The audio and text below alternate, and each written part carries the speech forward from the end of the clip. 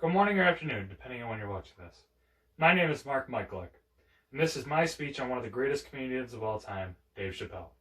Most of you already know who Dave Chappelle is already, but if you don't, Dave is a comedian from Ohio who got his start doing small comedian events and eventually worked up to his way to a big role in the movie Half-Baked. Then eventually to the creation of The Chappelle Show. The Chappelle Show ran for about 2 seasons, and the third was called The Lost Tapes. The Lost Tapes were a bunch of good morning and afternoon. Good morning or afternoon. My name is Mark Michaelick. Good morning or afternoon, depending. Good morning or afternoon. Good morning or afternoon, depending on when you're watching this.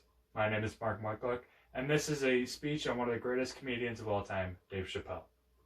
Most of you likely know who Dave Chappelle is already, but if you don't, Dave is a comedian from Ohio who got to start doing small comedian events and eventually who worked up his way to a big role in the movie Half-Baked. Then, eventually, to the creation of Chappelle Show.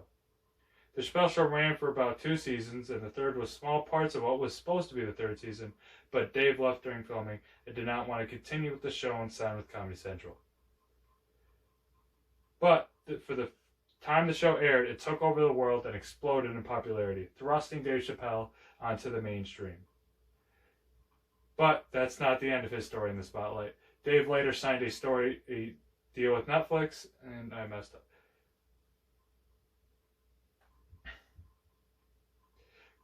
Good morning or afternoon, depending on when you're watching this. My name is Mark Michaelick, and this is my speech on the greatest comedian of all time, Dave Chappelle. Most of you likely know who Dave Chappelle is already, but if you don't, Dave is a comedian from Ohio who got to start doing small comedian events and eventually worked up his way to a big role in the movie Half-Baked, then eventually to the creation of The Chappelle Show.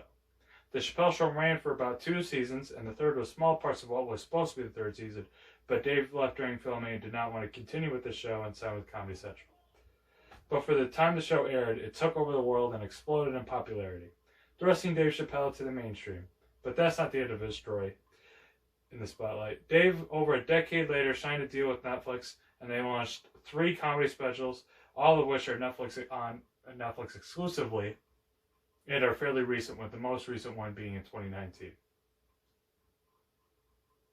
Chappelle's Show got its start on January 22nd, 2003, launching with the famous episode about a blind KKK African-American leader and the pop copy skit. The blind KKK skit, which is referred to as the Clinton Bixby skit, who is the character portrayed by Dave himself, saw the praise and controversy alike, with the controversy being around his use of the N-word on television, and the praise was from his ability to add some comedy around the racial tensions in America.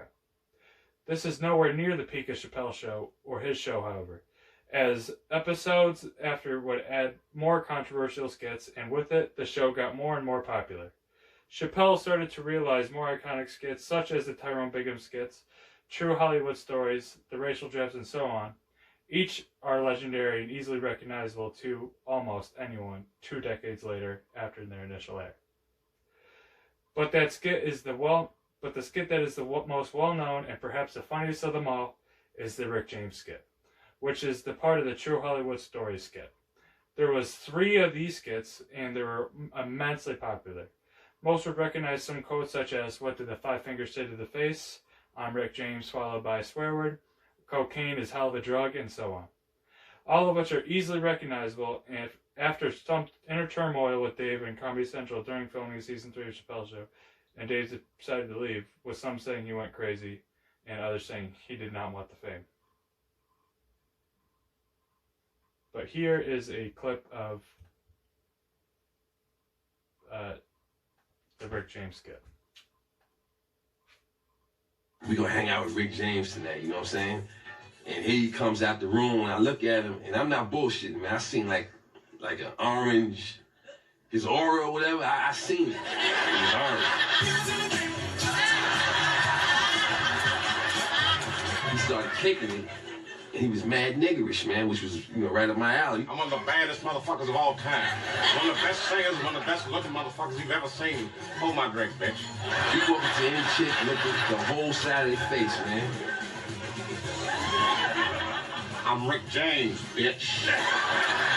Enjoy yourself. He left the public eye, and for about 10 years, no one knew what he was up to. Till he went on SNL in November of 2016, which was a huge hit, and each of the skits he did getting 20 and 20 million views. One was about The Walking Dead and all of his iconic characters from The Chappelle Show, and the other was about the 2016 election, which was obviously a huge topic at the time. After this, Chappelle decided to sign a deal with Netflix, and since has released 3 comedy specials, all of which were extremely successful and fairly controversial, especially his most recent one, which was released in 2019 called Sticks and Stones.